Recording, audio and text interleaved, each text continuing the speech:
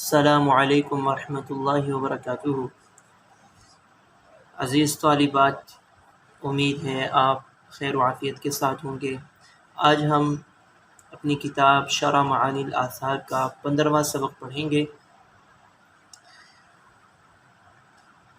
کل ہم نے باب الجمع بین الصلاتین کیف ہوا سے اپنے سبق کا آغاز کیا تھا، اور ہم نے اس حوالے سے احادیث مبارکہ کو پڑھا، سمجھا، اور اس میں جو ائمہ کے دلائل تھے وہ ہم نے پڑھے۔ جمع بین الصلاتین کا مطلب اور احناف جمع بین الصلاتین کے کن موقعوں پر جواز کے قائل ہیں وہ ہم نے پڑھا۔ پھر جمع بین الصلاتین کی دو صورتیں ہیں، وہ ہم نے دیکھیں کہ جمع بین الصلاتین حقیقتاً اور ایک جمع بین الصلاتین صورتاً۔ اس کے معنی کیا ہیں، اور ہم نے ائمہ ثلاثہ کی طرف سے جو دلائل تھے وہ ہم نے پڑھے تھے تفصیلاً۔ آج ہم انشاءاللہ العزیز اپنے سبق کا آغاز اس عبارت سے کریں گے، وَقَدْ رَوَى هَذَا الْحَدِيث غَيْرُ أُسَامَہ۔ صفحہ نکال لیں تاکہ ہم اپنے سبق کو باقاعدہ آغاز کریں۔ جی، بسم اللہ الرحمن الرحیم۔ گزشتہ سبق میں ہم نے پڑھا تھا کہ ائمہ ثلاثہ کے نزدیک جمع بین الصلاتین حقیقتاً جائز ہے، یعنی دو نمازوں کو ایک وقت میں ادا کرنا جائز ہے، بعین طور پر کہ ظہر اور عصر ان دو نمازوں کو کسی ایک وقت میں، اور مغرب اور عشاء ان دو نمازوں کو کسی ایک وقت میں ادا کرنا جائز ہے۔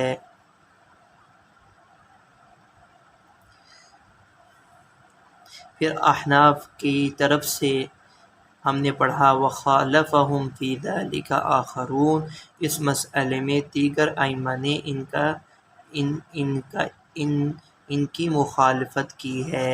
اور پھر ہم نے ائمہ احناف کا مذہب کہ وہ یہ فرماتے ہیں کہ ہر نماز کا مستقل وقت ہے، علیحدہ وقت ہے، اس وقت میں نماز ادا کرنا ضروری اور واجب ہے۔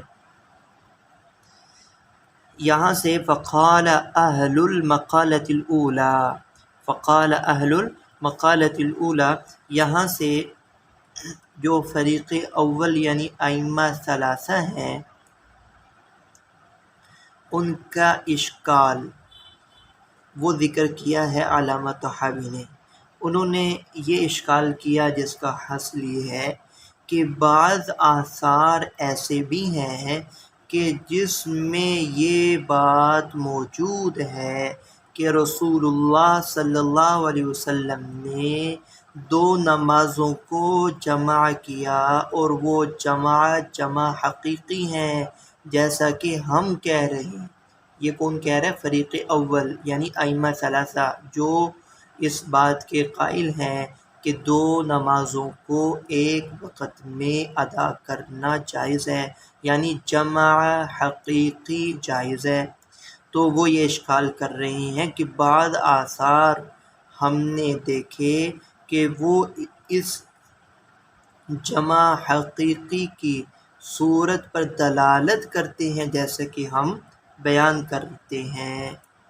اس حوالے سے انہوں نے پھر دو اثر پیش کیے۔ ایک اثر ایوب عن نافع کا ہے، حضرت ایوب نافع سے نقل کرتے ہیں، ایک یہ اثر ذکر کیا۔ اس اثر کا یہ جس میں آپ نے پڑھا کہ حضرت عبداللہ بن عمر فرماتے ہیں، سارا واقعہ بیان کرنے کے بعد وہ یہ بیان فرماتے ہیں حضرت عبداللہ بن عمر کہ ان رسول اللہ کان اذا عجل به السیر فی سفر جمع بین ہاتین الصلاتین،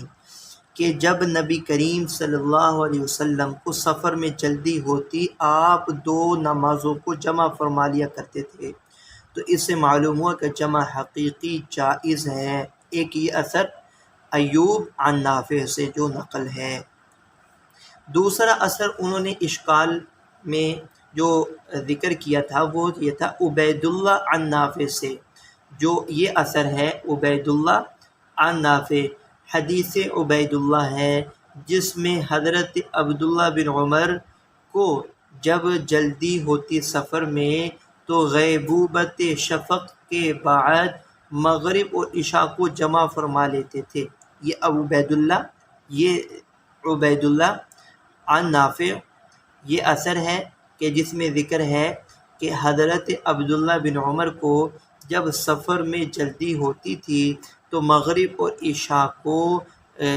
غیبوبت شفق کے بعد ادا فرما لیا کرتے تھے، اور یہ فرماتے تھے کہ نبی کریم صلی اللہ علیہ وسلم جب سفر میں جلدی کرنے کا ارادہ فرماتے تھے تو مغرب عشاء کو جمع فرما لیتے تھے۔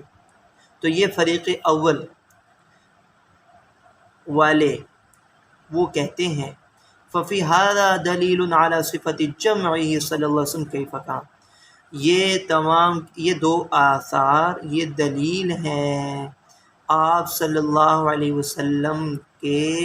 جمع حقیقی کرنے پر، آپ صلی اللہ علیہ وسلم کا 2 نمازوں کو ایک وقت میں ادا کرنے پر دلیل ہے۔ یہ 2 اثر انہوں نے اشکال میں ذکر کیے تھے۔ فَكَانَ مِنَ الْحُجَّةِ عَلَيْهِمْ، یہاں سے علامہ طحاوی ان فریق اول والوں کا جواب دے رہے ہیں۔ فریق اول والوں کا جواب دیا کہ وہ جو حضرت ایوب کی حدیث ہے، وہ جو حدیث ایوب ہے، پہلی روایت میں اتنی بات ہے کہ رسول اللہ جب سفر میں جلدی ہوتی تھی تو 2 نمازوں کو، حدیث ایوب الذي قال فيه فسار حتى غاب الشفق ثم نزل كل اصحاب نافع لم يذكروا ذلك لا عبید اللہ ولا مالک ولا اللیث ولا من روینا عنہ حدیث ابن عمر فی هذا الباب، کہ اس کا جواب کا خلاصہ یہ ہے کہ پہلی روایت میں اتنی بات ذکر ہے کہ آپ صلی اللہ علیہ وسلم سفر میں جلدی ہوتی تو 2 نمازوں کو جمع فرماتے۔ وَذُكِرَ عَنِ النَّبِيِّ الْجَمَعَ، آپ صلی اللہ علیہ وسلم سے جمع کرنے کا تو ذکر ملتا ہے، اب یہ تو نہیں آیا کہ آپ صلی اللہ علیہ وسلم نے جمع بین الصلاتین کیسے کیے، یعنی کہ جمع کا ذکر تو ملتا ہے لیکن جمع کی کیفیت اور جمع کی جو ادائیگی ہے اس کی تفصیل نہیں موجود۔ اس میں یہ کہیں نہیں آیا کہ عشاء کے وقت میں جمع کرتے تھے یا مغرب کے وقت میں مغرب کو اور عشاء کے وقت میں عشاء کو یوں جمع کرتے کہ مغرب کے انتہائی وقت میں اور عشاء کے ابتدائی وقت میں نماز ادا کرتے۔ یہ کہیں جمع کی کیفیت کا کہیں ذکر موجود نہیں ہے۔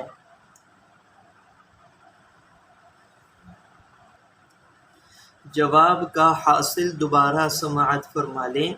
کہ ایوب کی حدیث میں مرفوع حدیث فقط اتنی ہے جمع بین الصلاتین، جو آپ صلی اللہ علیہ وسلم کا عمل انہوں نے ذکر کیا عبداللہ بن عمر نے، جمع بین ہاتین الصلاتین، اور وہ جمع سوری کی نفی نہیں کرتا۔ یہاں پر کہیں جمع سوری کی نفی نہیں معلوم ہوتی، اس سے جمع حقیقی ثابت بھی نہیں ہوتا۔ باقی رہا فسارا، یہاں جو الفاظ آئے فسارا حتی غربت الشمس، یہ تو ابن عمر کا اپنا فعل ہے، اور اس کو بھی نافع کے شاگردوں میں سے صرف ایوب نے ہی ذکر کیا، صرف نافع کے شاگردوں میں صرف ایوب نے ہی ذکر کیا ہے، لیث نے، مالک نے، عبید اللہ نے اس کو ذکر نہیں کی۔ اس لیے ضروری ہے حتی غاب شفق میں تعویل کی جائے، غاب شفق سے مراد شفق غائب ہونے کے قریب تھا، تاکہ روایات میں تعارض نہ آئے۔ یہ ہے ان کے اثر اول کا جواب، جو اثر حدیث ایوب ہے اس کا جواب ہو گیا۔ دوسری جو حدیث عبید اللہ، جو دوسرا اثر انہوں نے بیان کیا تھا بطور اشکال کے، اس کا جواب سماعت فرما لیں کہ اس سے مراد حضرت ابن عمر مغرب کی نماز پڑھتے تھے شفق غائب ہونے سے پہلے، اور عشاء کی نماز پڑھتے شفق غائب ہونے کے بعد، جس کے ذریعے جمع بین الصلاتین کا تحقق ہونا تھا، کیونکہ جب عشاء کی نماز نہیں پڑھیں گے تو جمع کا تحقق نہیں ہوگا۔ ایوب کے غیر نے بھی اس بات کی وضاحت کی ہے، چنانچہ امام طحاوی آگے ان روایات کو پیش کر رہے ہیں جن سے یہی بات ثابت ہوتی ہے کہ شفق غائب ہو جانے کے قریب تھا، یعنی اس روایت میں، حدیث عبید اللہ میں جو شفق کے غیبوبت شفق کا ذکر ہے، اس میں دو احتمال ہے۔ اب آگے علامہ طحاوی وہ روایت ذکر کر رہے ہیں جس سے ثابت ہوتا ہے کہ وہ احتمال کہ جس میں قرب غیبوبت شفق کے والے معنی ہیں۔ تو اس معنی کی تائید میں علامہ طحاوی نے یہ اثر بیان کیا جو اسامہ بن زید حضرت نافع سے نقل کر رہے ہیں، جس میں اس معنی کی تائید ملتی ہے جو معنی احناف لیتے ہیں، کہ وہ یہ لیتے ہیں کہ اس اثر میں جو ذکر ہے کہ عبداللہ بن عمر غیبوبت شفق کے بعد دو نمازوں کو جمع فرماتے تھے، تو اس کا مطلب یہ ہے کہ حضرت عبداللہ بن عمر نے مغرب کی نماز غیبوبت شفق سے پہلے ادا کی اور عشاء کی نماز غیبوبت شفق کے بعد ادا کی۔ تو وہ کیسے ہے کہ حضرت عبداللہ بن عمر جد به السیر فراح روحه لم ينزل الا لظهر او لعصر واخر المغرب حتى صرخ به السالم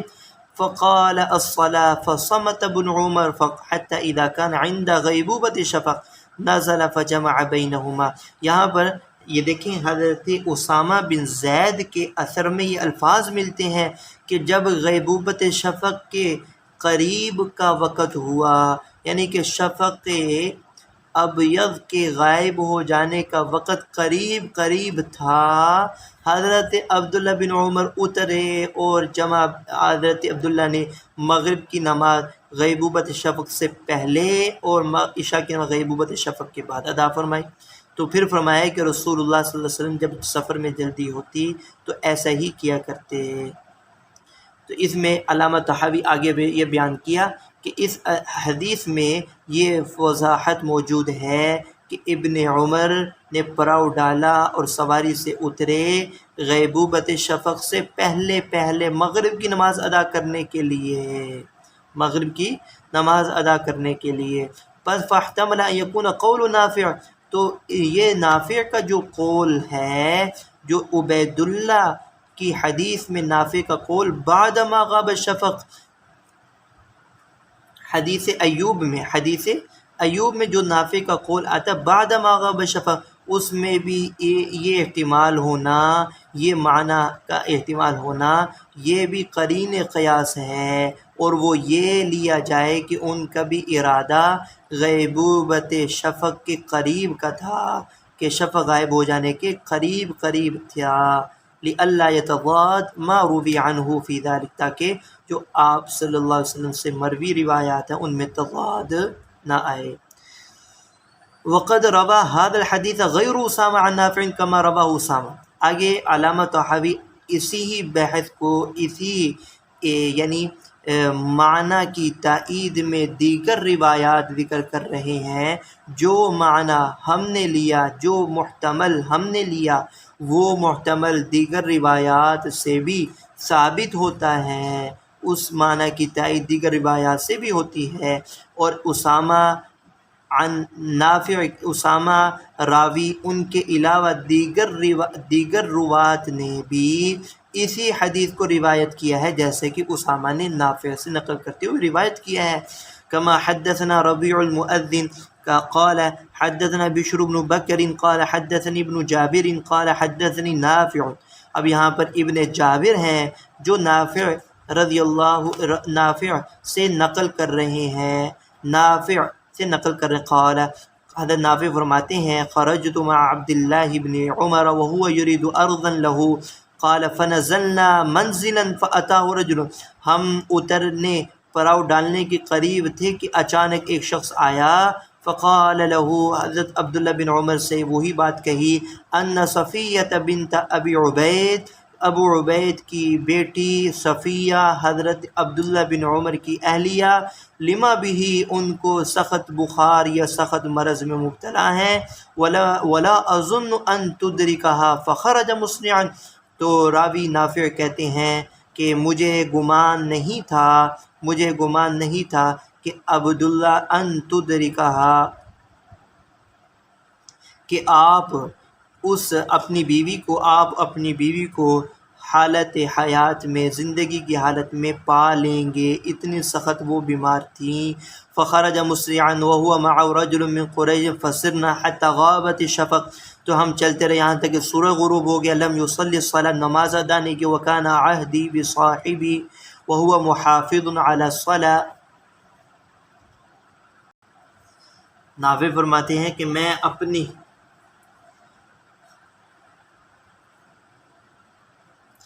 اپنے ساتھی کو اچھی طرح جانتا ہوں کہ وہ نماز کے بڑے ہی پابند تھے. وهو محافظ على الصلاة، مراد حضرت عبداللہ بن عمر ہیں. فلما ابطأ، جب وہ تاخیر ہو گئی، قلت الصلاة رحمک اللہ، تو میں نے کہا کہ نماز اللہ تعالیٰ آپ پر رحم کریں. تو فما التفت الی، عبداللہ بن عمر نے میری طرف التفات ہی نہیں کیا. وہ مضى كما هو حتى اذا كان في آخر الشفق، تو وہ چلتے رہے یہاں تک کہ شفق کے غائب ہو جانے کے قریب والا زمانہ آ گیا، یعنی شفق غائب ہونے کے قریب تھی. حتی اذا کان فی آخر الشفق، چلتے رہے یہاں تک کہ شفق اپنی انتہا کو پہنچ کے نزل، آپ اترے. فصلی المغرب ثم العشاء، مغرب اور عشاء کی نماز ادا فرمائی. وقد توارت ثم اقبل علینا، پھر ہماری طرف متوجہ ہوا. فقال كان رسول اللہ صلی اللہ علیہ وسلم اذا عجل به امر صنع هكذا، جب آپ صلی اللہ علیہ وسلم کو کسی کام میں جلدی ہوتی تو آپ اسی طرح کیا کرتے تھے. اس سے بھی آپ کو اس معنی کی تائید معلوم ہو جاتی ہے جو معنی احناف نے لیے، کہ حضرت نافع وہ خود یہ فرما رہے ہیں کہ جس میں الفاظ آئے ہیں حتی اذا کان فی آخر الشفق، یعنی کہ وہ جب شفق اپنی انتہا کو پہنچ گیا، یعنی کہ ابھی اس شفق کے غائب ہو جانے کا وقت باقی تھا. تو حضرت عبداللہ بن عمر اترے اور انہوں نے نماز مغرب عطا فرمائی. جب شفق غائب ہو گیا اور وہ اپنی انتہا کو پہنچ گیا تو نماز عشاء بھی ادا فرما دی. وكما حدثنا يزيد بن سنان قال حدثنا ابو عامر العقدي قال حدثنا عطاف بن خالد المخزومي عن نافع قال اقبلنا،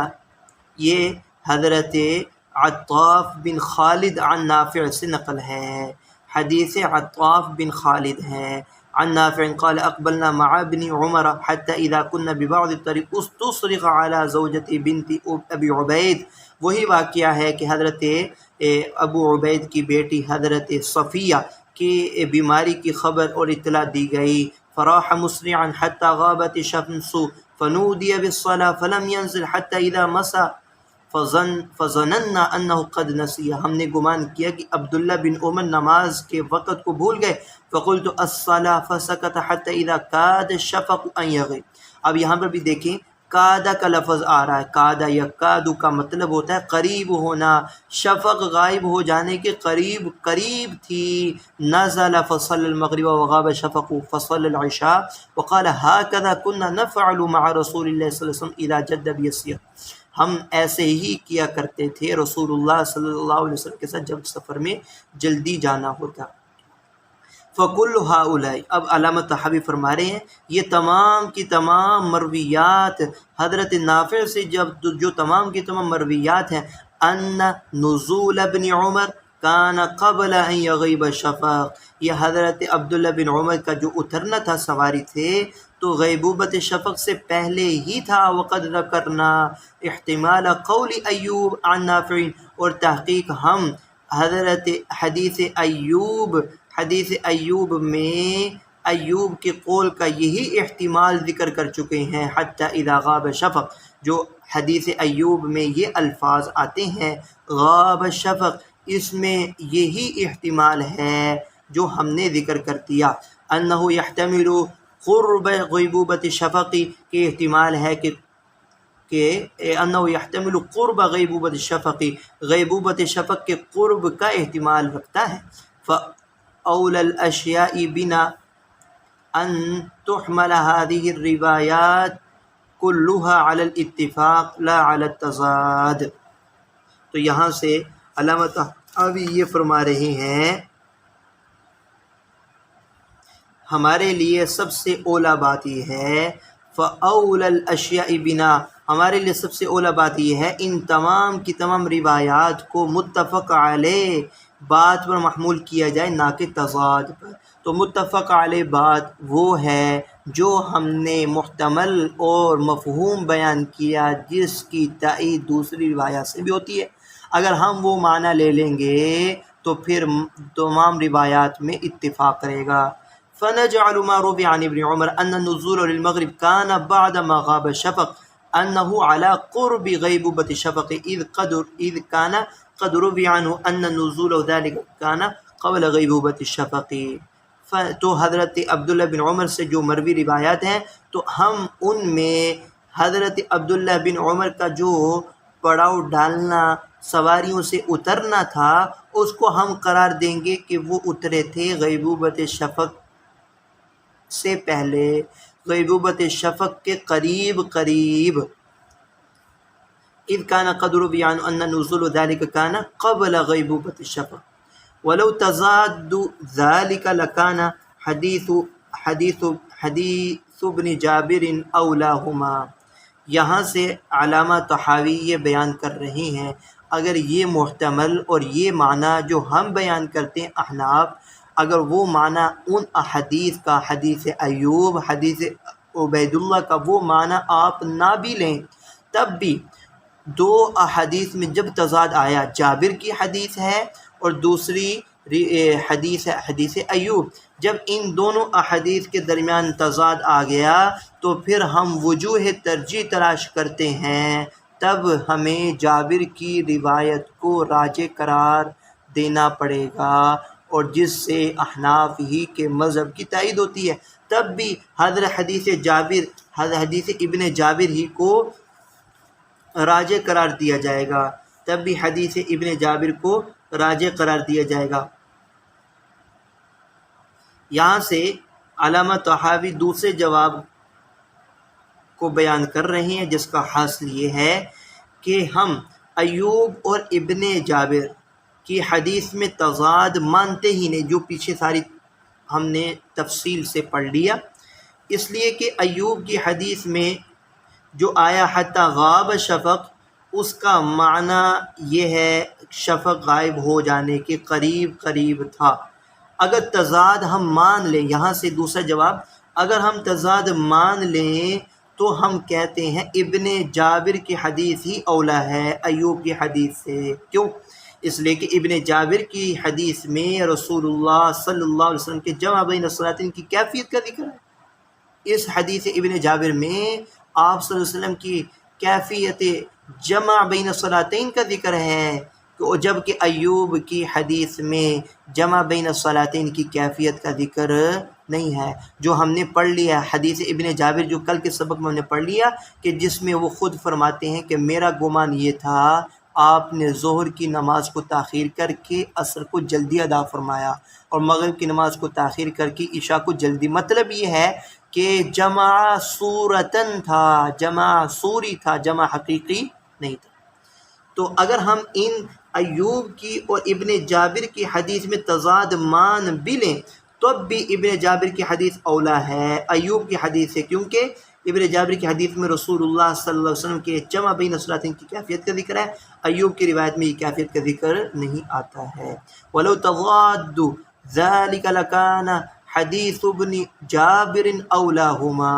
حدیث ابن جابر یہ اولا ہے، لأن حدیث ایوب ایضا فیہ ان رسول اللہ صلی اللہ علیہ وسلم کان یجمع بین الصلاتین ثم ذکر فعل ابن عمر کیف کان، تو اس کے بعد ابن عمر کے فعل کا ذکر ہے کہ جیسے انہوں نے کیا، وفی حدیث ابن جابر صفت جمع رسول اللہ صلی اللہ علیہ وسلم کیف کان، اور حدیث ابن جابر میں رسول اللہ صلی اللہ علیہ وسلم کی جمع کی کیفیت کا، صورت کا، صفت کا بیان ہے، فہو اولا، پس حدیث ابن جابر ہی اولا ہے۔ فَإِن قَالُوا،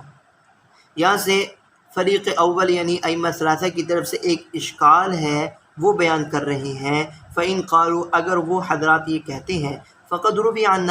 أَنَسٍ، حضرت انس سے بھی جو مروی ہے، حضرت انس سے بھی تو مروی ہے، ما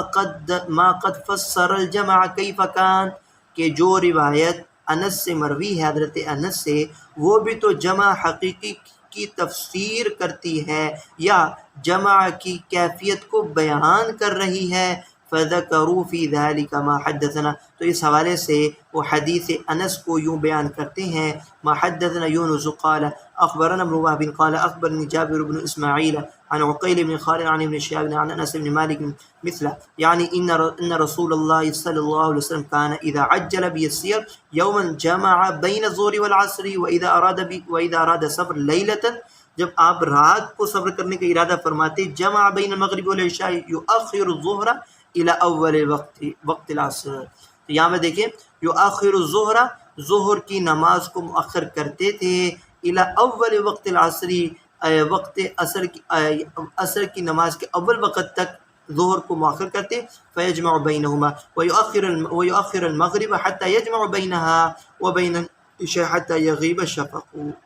قالوا ففی هذا الحدیث، تو یہ حضرات یہ ائمہ یہ فرماتے ہیں، ائمہ ثلاثہ یہ فرماتے ہیں کہ اس حدیث میں حضرت محمد صلی اللہ علیہ وسلم نے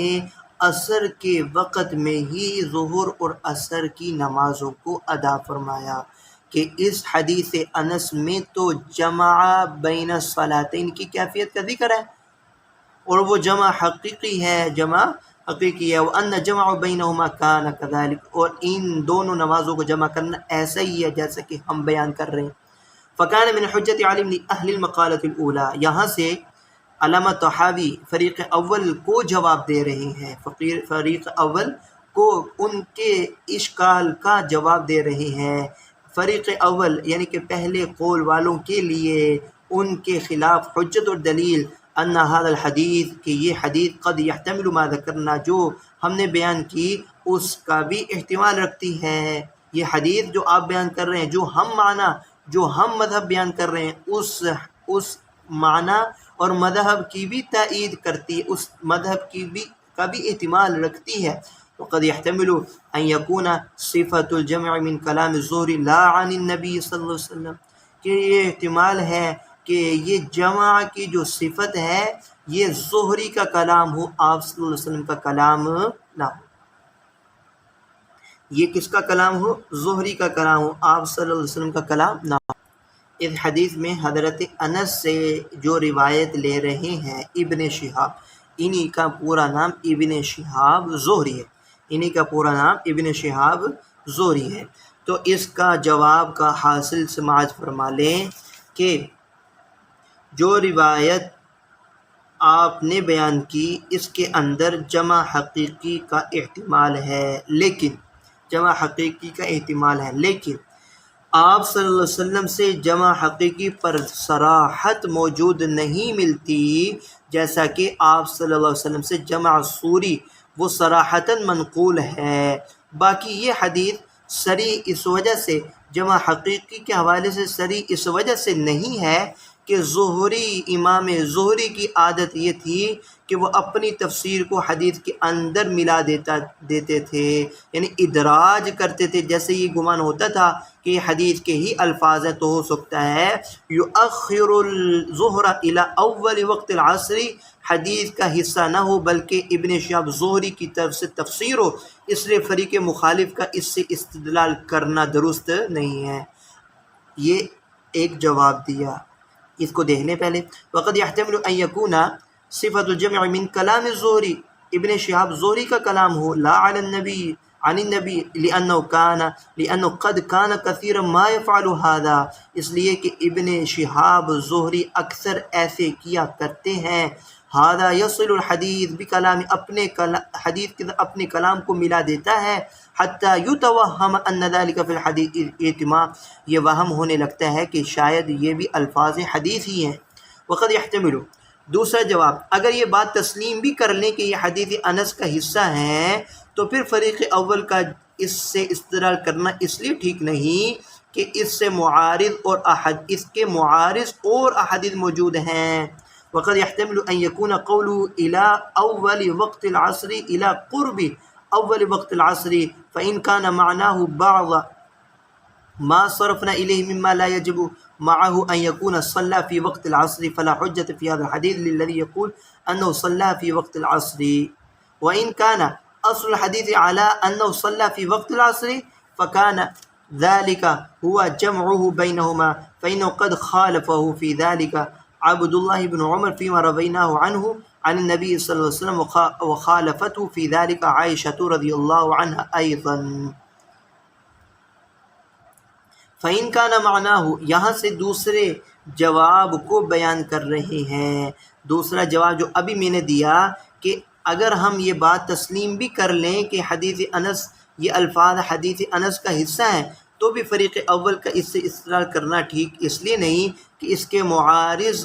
اور احادیث بھی موجود ہیں جو کہ حضرت عبداللہ بن عمر سے مروی ہیں اور حدیث عائشہ ہیں، تو اس صورت میں تعارض لازم آئے گا، تو رفع تعارض کے لیے یہی کہا جائے گا کہ جمع سے مراد جمع صوری ہو۔ فَإِنْ كَانَ مَعْنَاهُ بَعْضَ مَا صَرَفْنَا إِلَيْهِ مِمَّا لَا يَجِبُ مَعَهُ أَنْ يَكُونَ صَلَّاهَا فِي وَقْتِ الْعَصْرِ، تو اس میں بھی یہ نہیں ہے ضروری کہ آپ نے نماز ظہر کو وقت عصر میں ہی ادا کیا ہو۔ فلا حجت فی هذا الحدیث للذی یقول انه صلی، تو یہ ان فریق اول کے لیے حدیث حجت اور دلیل نہیں بن سکتی کہ جو یہ کہتے ہیں کہ آپ نے ظہر کی نماز وقت عصر میں ادا کی۔ وَإِنْ كَانَ أَصْلُ الْحَدِيثِ عَلَىٰ أَنَّهُ صَلَّى فِي وَقْتِ الْعَصْرِ فَكَانَ ذَلِكَ هُوَ الْجَمْعُ بَيْنَهُمَا فَإِنَّهُ، کیوں؟ اس لیے کہ تحقیق اس مسئلے میں اس حدیث کے مخالف اور متعارض دوسری روایات عبداللہ بن عمر کی جو ہم نے آپ صلی اللہ علیہ وسلم سے مروی روایات بیان کی، اور اسی طرح حدیث عائشہ نے بھی اس کی مخالفت کی ہے۔ وہ کیا ہے حدیث عائشہ، وہ ذکر کر رہے ہیں۔ علامہ طحاوی حدثنا فہد قال حدثنا حسن بن بشر قال حدثنا المعافى بن عمران عن مغيرة بن زياد الموصلي عن عطاء بن أبي رباح عن عائشة رضي الله عنها قالت كان رسول الله صلى الله عليه وسلم في السفر يؤخر الظهر ويقدم العصر ويؤخر المغرب ويقدم العشاء، ثم هذا عبد الله بن مسعود أيضا کہ جس میں آپ صلی اللہ علیہ وسلم سفر میں ظہر کو تاخیر سے ادا کرتے، عصر کو جلدی، اور مغرب کو تاخیر سے، عشاء کو جلدی۔ ثم هذا عبداللہ بن مسعود ایضا، اور یہ عبداللہ بن مسعود یہی جو قد رویناہ عنہ عن رسول اللہ صلی اللہ علیہ وسلم، کہ جن سے ہم نے روایت نقل کی تھی، کہ جو یہ وہی حضرت عبداللہ بن مسعود ہیں کہ جن سے ہم نے وہ روایت بھی نقل کی تھی کہ جس میں وہ بیان کرتے ہیں کہ رسول اللہ صلی اللہ علیہ وسلم سفر میں دو نمازوں کو اکٹھا ادا فرما لیا کرتے تھے۔ قد روی عنہ، تحقیق انہی عبداللہ بن مسعود سے یہ روایت بھی مروی ہے، ما حدثنا حسین بن نصر قال حدثنا قصیبۃ بن عقبہ والفریابی قال حدثنا سفیان عن الاعمش عن عمارة بن عمير عن عبد الرحمن بن يزيد عن عبد الله قال ما رأيت رسول الله صلی اللہ علیہ وسلم صلى صلاة قط في غیر وقتها۔ خود عبداللہ بن مسعود سے خود یہ روایت بھی مروی ہے کہ جو خود بیان کرتے ہیں کہ میں نے رسول اللہ کو کبھی نہیں دیکھا کہ آپ نے کوئی نماز دوسرے وقت میں ادا کی، کوئی نماز دوسرے وقت میں ادا کی، الا انه جمع بین الصلاتین یجمع وصلى الفجر یومئذ لغیر میقاتها۔ ہاں البتہ آپ صلی اللہ علیہ وسلم نے مزدلفہ میں جمع کی اور فجر کی نماز پڑھی عرفہ میں وقت معتاد کے غیر میں۔ اس سے معلوم ہوتا ہے جہاں پر دو نمازوں کے جمع کرنے کا ذکر آیا وہاں جمع سے جمع صوری ہے، جمع حقیقی مراد نہیں ہے۔ جہاں حضرت عبداللہ بن مسعود سے بھی جمع کرنے کا ذکر آتا ہے وہاں سے جمع صوری مراد ہے، جمع حقیقی مراد نہیں ہے، کیونکہ حضرت عبداللہ بن مسعود صرف خود ہی بیان کرتے ہیں کہ آپ صلی اللہ علیہ وسلم نے سوائے مزدلفہ کے دو نمازوں کو جمع کہیں نہیں کیا۔ انه جمع بین الصلاتین یجمع وصلی الفجر یومئذ لغیر میقاتها، فجر کی نماز کو وقت معتاد سے پہلے ادا کیا۔ فثبت بما ذکرنا انما، یہاں سے حضرت علامہ طحاوی نے فریق ثانی یعنی ائمہ احناف کی طرف سے 7 دلائل ذکر کیے ہیں۔ کتنے دلائل ذکر کیے ہیں؟ کل 7 دلائل ذکر کیے ہیں۔ آخر میں کل 7 دلائل ذکر کیے ہیں۔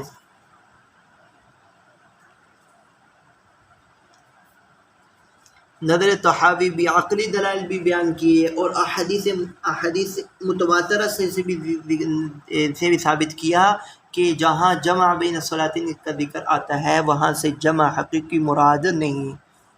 فثبت بما ذکرنا ان ما عاین من جمع رسول اللہ صلی اللہ علیہ وسلم بین الصلاتین ہوا بخلاف ما تأولہ المخالف لنا۔ پس اس سے یہ بات ثابت ہوئی جو کچھ ہم نے ذکر کیا، بے شک انہوں نے رسول اللہ صلی اللہ علیہ وسلم کو جس طرح دو نمازوں کو جمع کرتے ہوئے دیکھا، رسول اللہ صلی اللہ علیہ وسلم کو جس طرح دو نمازوں کو جمع کرتے ہوئے دیکھا وہ اس کے خلاف ہے کہ جس کی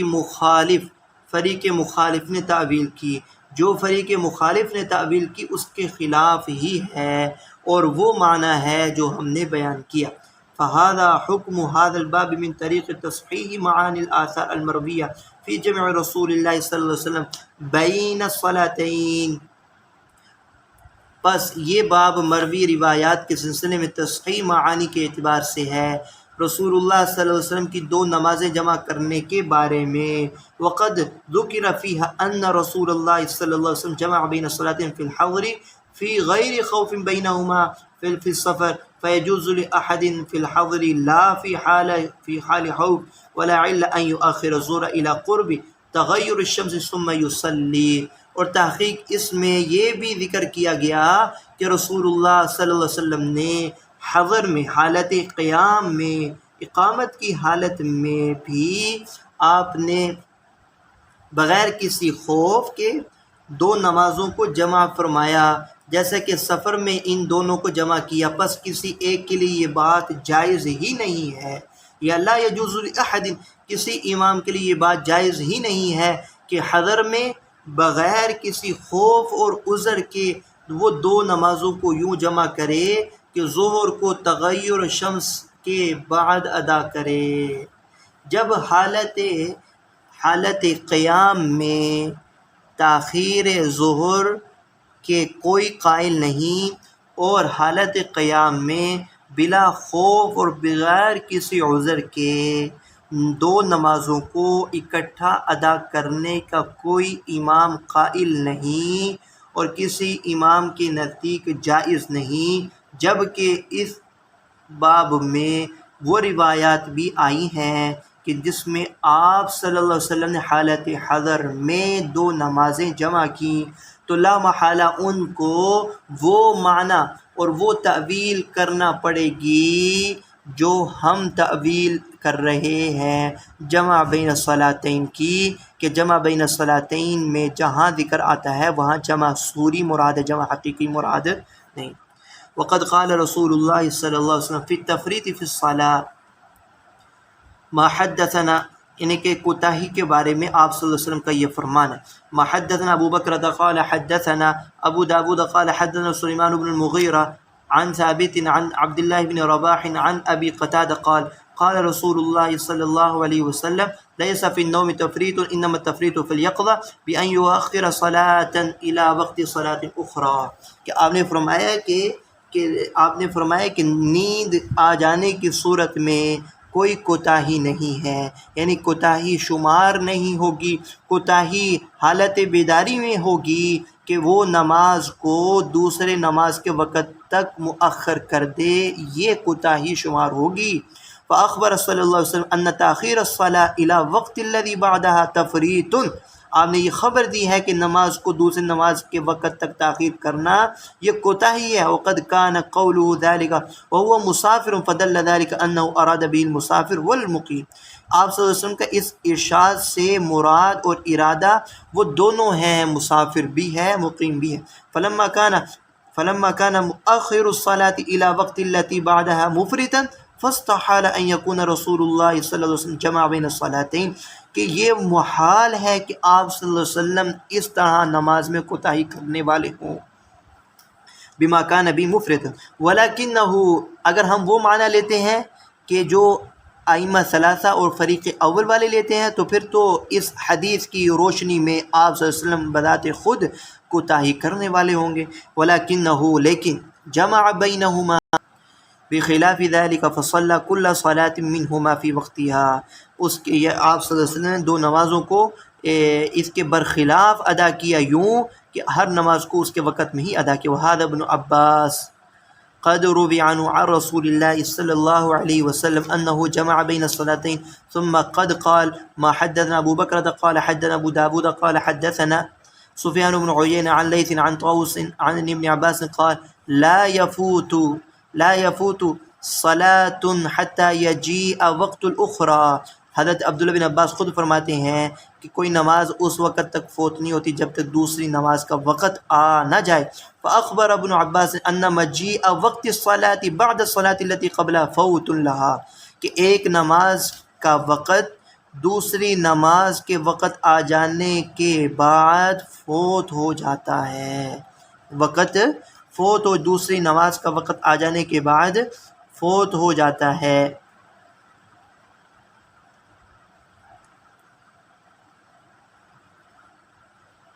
یہ حضرت عبداللہ بن عباس سے روایت مروی ہے۔ یہ علامہ طحاوی نے دوسری دلیل بیان کی، جمع بین الصلاتین کے معنی سوری ہونے کی دوسری دلیل بیان کی۔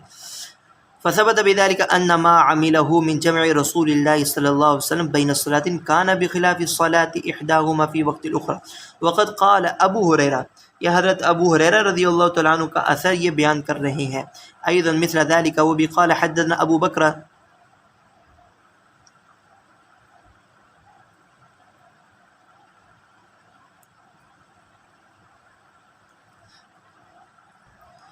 قال حدثنا ابو داود قال حدثنا قيس وشريك انهما سمع عثمان بن عبد الله بن موهب قال سئل ابو هريره ما التفريط في الصلاه قال ان تؤخر حتى يجيء وقت الاخرى، نماز کو یوں مؤخر کرے کہ دوسری نماز کا وقت آ جائے۔ قالوا وقد دل على ذلك ايضا ما قد روي عن رسول الله صلى الله عليه وسلم لما سئل عن مواقيت الصلاه فصلى العصر في اليوم الاول حين صار ظل كل شيء مثله ثم صلى الظهر في اليوم الثاني في ذلك الوقت بعين فدل ذلك انه وقت لهما جميعا۔ قیل لهم في ما في هذا حجة توجب ما ذكرتم لأن هذا قد يحتمل أن يكون أريد به أنه صلى الظهر في اليوم الثاني في قرب الوقت۔ یہ انہوں نے اشکال کیا تفریق اول والوں نے کہ آپ وہ حدیث وہ روایات جس میں آپ صلی اللہ علیہ وسلم نے عصر کی نماز پہلے دن ادا فرمائی جب ہر چیز کا سایہ ایک مثل تھا، دوسرے دن ظہر کی نماز جب ادا کی تو اسی وقت میں ہی ادا کی، تو اس سے معلوم ہوتا ہے کہ دونوں نمازوں کا وقت مشترک ہے، دونوں نمازوں کا وقت ایک ہی ہے۔ تو اس کا جواب دے رہے ہیں کہ اس حدیث میں بھی یہی احتمال ہے جو ہم نے بیان کیا۔ یحتمل ان یکون ارید به ان صلی الظہر، اور وہ یہ ہے کہ ظہر کی نماز ادا فرمائی دوسرے دن جبکہ ابھی ہر چیز کا سایہ ایک مثل ہونے کے قریب تھا۔ فی اليوم الثانی فی قرب الوقت الذي صلى فيه العصر في اليوم الاول وقد ذکرنا ذلك والحجة فيه في باب مواقیت الصلاة، اور اس کے حوالے سے ہم دلیل بیان کر چکے ہیں باب مواقیت الصلاة میں۔ والدلیل على ذلك قول علیہ السلام الوقت فيما بين هذين الوقتين فلو كان كما قال المخالف لنا لما كان بينهما وقت اذا كان ما وما بعدهما وقت كله ولم يكن ذلك دليلا على ان كل صلاة من تلك الصلاة منفردات بوقت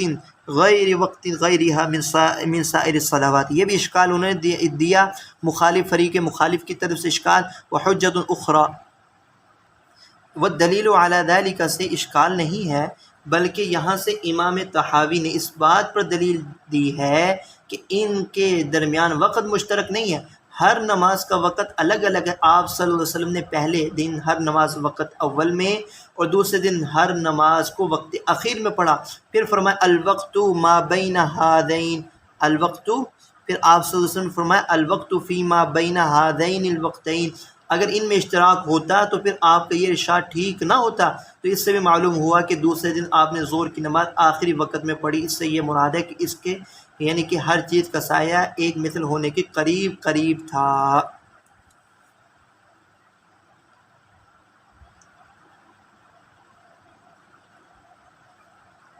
وحجت اخرى سے اس جواب کی تائید کا بیان ہے۔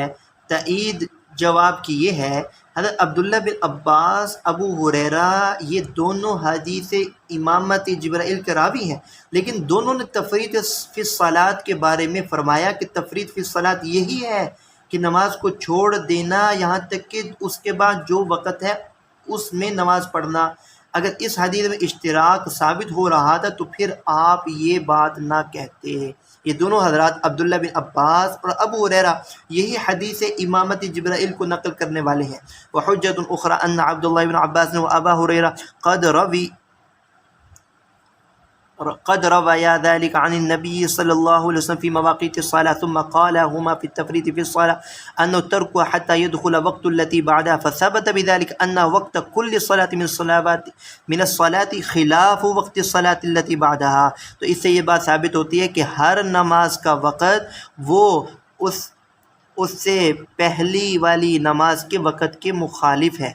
کہ اس سے یہ بات ثابت ہوتی ہے کہ ہر نماز کا وقت وہ خلاف وقت الصلاۃ دوسری نماز کے وقت کے مختلف ہے،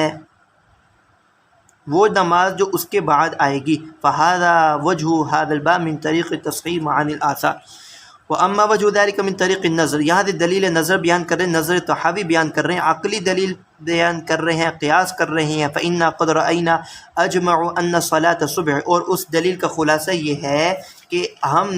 جب صبح فجر کی نماز کا ایک وقت مخصوص ہے، تمام ائمہ کا اتفاق ہے نماز فجر کو وقت سے نہ مقدم کرنا جائز ہے نہ مؤخر کرنا جائز ہے، اگرچہ عذر بھی ہو۔ جب نماز فجر کے لیے وقت مخصوص ہے اور متعین و مقرر ہے تو اس پر قیاس کا تقاضا بھی یہی ہے کہ دیگر نمازوں کا بھی وقت مقرر ہو اور متعین ہونا چاہیے۔ اجمعوا ان صلاة الصبح لا ينبغي ان تقدم على وقتها ولا تؤخر عنه، کہ نہیں مناسب کہ اس کو وقت سے مقدم کیا جائے یا مؤخر کیا جائے۔ فإن وقتها وقت لها خاصہ، کہ نماز فجر کا وقت وہ وقت مخصوص ہے، دون غیرها من الصلوات، فالنظر على ذلك ان يكون كذلك سائر الصلوات كل واحدة منهن منفردة لوقتها دون غيرها۔ تو اس پر قیاس کا تقاضا بھی ہے کہ دیگر نمازوں میں سے ہر ایک نماز کا وقت منفرد ہو۔ فلا ينبغي ان تؤخر عن وقتها ولا تقدم قبلها، تو مناسب یہی ہے کہ اس نماز کو وقت سے نہ مؤخر کیا جائے نہ اس سے پہلے ادا کیا جائے۔ فإن اعتل معتل بالصلاة بعرفة ويجمع قيل له قد رأيناهم أجمعوا أن الإمام بعرفة لو صلى الظهر في وقتها كما في سائر الأيام وصلى العصر في وقتها كما في سائر الأيام وفعل مثل ذلك في المغرب والعشاء بمزدلفة فصلى كل واحدة منهما في وقتها كما يصلي في سائر الأيام كان مسيئا ولو فعل ذلك وهو مقيم أو فعله وهو مسافر في غير عرفة وجمع لم يكن مسيا فثبت بذلك أن عرفة وجمع مخصوصتان بهذا الحكم وأن حكم ما سواهما في ذلك بخلاف حكمهما. یہاں سے ایک اشکال ہے، اگر جمع حقیقی جائز ہی نہیں تو پھر عرفہ میں ظہر اور عصر کو جمع کرنا کیوں جائز ہے اور مزدلفہ میں مغرب اور عشاء کو جمع کرنا کیوں جائز ہے؟ یہ اشکال ہے. فإن اعتل معتل بالصلاة بعرفة ويجمع قیل لہو سے علامہ طحاوی نے اس اشکال کا جواب دیا ہے. اس اشکال کے جواب کا خلاصہ یہ ہے کہ اس بات پر اجماع ہے کہ اگر امام ظہر کی نماز پڑھاوے اپنے وقت میں اور عصر کی نماز اپنے وقت میں پڑھاوے جیسا کہ باقی ایام میں پڑھاتا ہے، تو اسی طرح مزدلفہ میں مغرب اپنے وقت میں اور عشاء اپنے وقت میں پڑھائے جیسے کہ باقی ایام میں پڑھاتا ہے، تو امام مسیء ہوگا، یعنی برا کرنے والا ہوگا. لیکن اگر امام مقیم یا مسافر ہو اور وہ عرفات اور مزدلفہ کے سوا میں ظہر کی نماز اپنے وقت میں پڑھاوے اور عصر کی نماز اپنے وقت میں پڑھاوے، اسی طرح مغرب اور عشاء اپنے اپنے وقت میں پڑھاوے، تو مسیء نہیں ہوگا، برا کرنے والا نہیں ہوگا. تو وہاں عرفات اور مزدلفہ میں مسیء ہوتا ہے، اس کے ماں سوا مسیء نہیں ہوتا. تو یہ بات معلوم ہوئی کہ حکم عرفہ اور مزدلفہ کا اور ہے اور عام حالت میں حکم اور ہے. ترجمہ دیکھیں، قد رأیناہم اجمعوا ان الامام بعرفہ لو صلی الظہر فی وقتها، اگر امام عرفہ میں ظہر کی نماز اپنے وقت میں پڑھائے کما فی سائر الایام، اور عصر کی نماز اپنے وقت میں پڑھائے جیسے کہ دیگر ایام میں، وفعل مثل ذلك، اور یوں ہی کرے مغرب اور عشاء میں مزدلفہ میں، فصلی کل واحدۃ منہما فی وقتها کما یصلی فی سائر الایام، تو وہ گنہگار ہوگا. ولو فعل ذلك، جبکہ اگر یہی امام ایسا کرے مقیم ہو، او فعلہ وهو مسافر، یا حالت مسافر میں وہ ایسا کرے عرفہ کے علاوہ کسی اور مقام میں کسی اور ایام میں، وجمع لم یکن مسیئا، اور وہ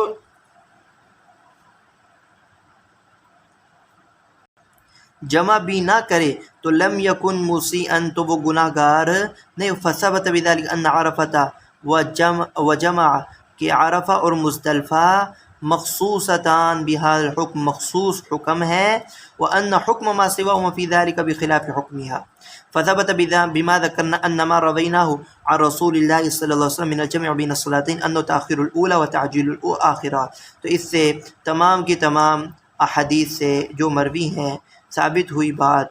کہ جمع بین الصلاتین سے وہ معنی اور وہ مفہوم جو ہم نے بیان کیا وہ یہ ہے کہ اول نماز کو